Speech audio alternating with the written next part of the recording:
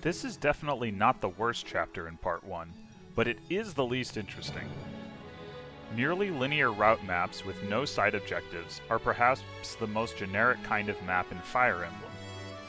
I can forgive Part 1 for having a map like this. It's the only one after 1P, and I assume that for some players these are their favorite kinds of maps. But for me, it's easily the most forgettable chapter in Part 1. Aside from how straightforward it is, this is because the difficulty drops significantly in this chapter, thanks to the arrival of several more powerhouse units. Soth on his own, and then Soth and Volug in 1.5, can't do everything in prior chapters. Other, less reliable characters like Nolan and Edward have to pull some of the weight. But in 1.6.1, the player can move relatively quickly through the chapter without ever needing to expose the weaker members of the Dawn Brigade to significant risk. This is exacerbated by the map's terrain.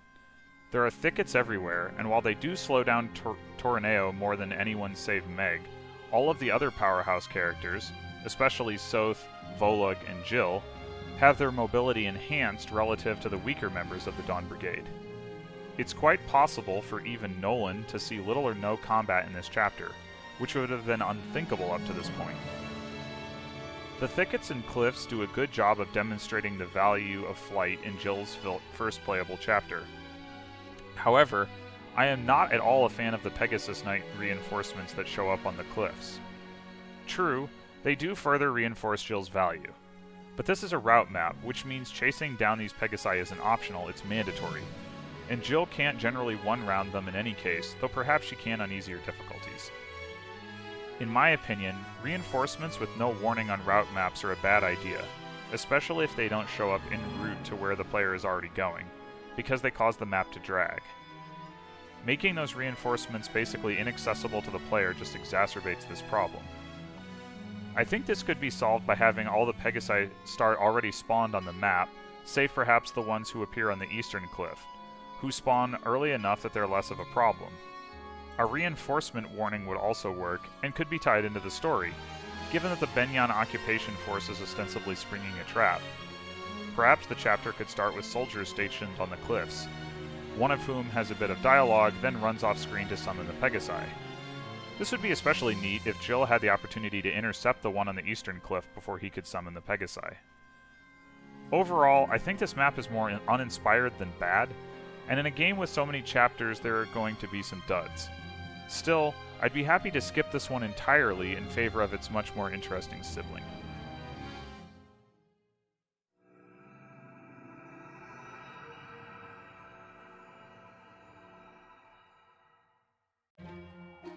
Before I transition to 1.6.2, the aforementioned more interesting sibling, I want to briefly discuss the relationship between 1.6.1 and 1.6.2. Like a mini version of Path of Radiance's Chapter 17, Chapter 1.6 is a multi-part chapter with no return to the base in between parts. Unlike in Path of Radiance, I don't understand the motivation behind this decision.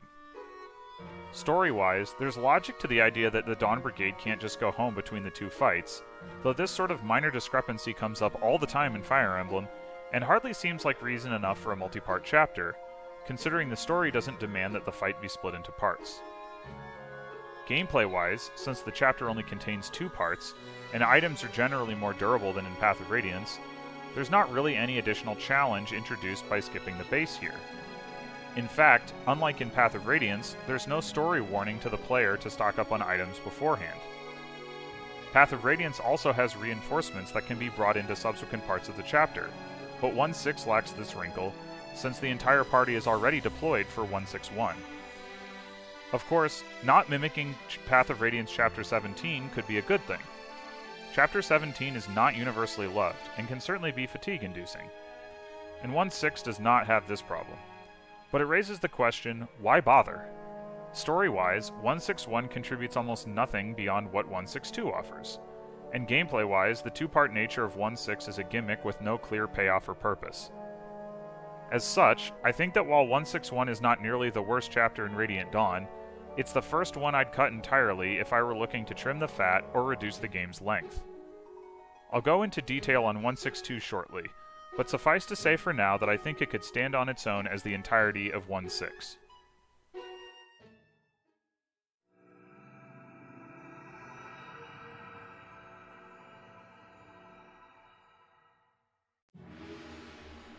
While 162 does not restore the difficulty found in chapters 1-1 through 1-5, it does return to the level of creativity found in some of those chapters, resulting in a level that is fun, memorable, and more challenging than its sibling. The first memorable aspect of this map is of course the Morado Nights. I know I'm repeating myself, and it's going to happen plenty of times in future chapters as well, but once again Radiant Dawn offers the player a different, interesting side objective. I do think saving the Morado Nights is a little too RNG driven. As I'll discuss in Chapter 1.8, I have no problem with side objectives being extremely difficult to 100% complete, but I'd prefer that result from the challenge itself. In this case, a few of the NPCs have a chance to die before the player can do anything about it. Still, this is more of a nitpick since all the player can lose out on is some bonus experience. The Morado Nights objective puts time pressure on the player, encourages splitting into multiple squads, and takes advantage of Jill's mobility in a more compelling way than in 161. The second memorable feature of this level is the bridge in the center of the map. Fighting the enemy cavalry that charge across it has numerous ways to make the player feel awesome, including leveraging Micaiah's Thani, obliterating everything with Toraneo, and using Toraneo to tank while feeding kills to other units. Indeed, as with Jill, this level is a much better showcase of Toraneo's abilities than 161. Choke points can be tricky to balance in Fire Emblem. They can create fun situations for the player, but can also be frustratingly slow if there's too much of a bottleneck. Unlike the lower left choke point in 1.3, I think the bridge in this map is on the right side of that balance. This is also the first level in Radiant Dawn to feature ballistas. There are 2 ballistas on the map, and the one directly in front of the starting location can be reached and dealt with on turn 1. This is another good example of an implicit tutorial. A new player has the opportunity to use the ballista themselves with Leonardo before facing the one near the boss, gaining a better understanding of how ballistas work. Unfortunately, the hard mode removal of visible enemy ranges is far more egregious when applied to ballistas.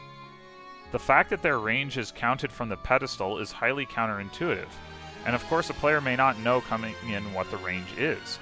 And for some reason, despite displaying might and durability, the ballista info box doesn't show range. Of course, this is again a systems design problem, not a level design problem. And overall, this is another excellent Part 1 level.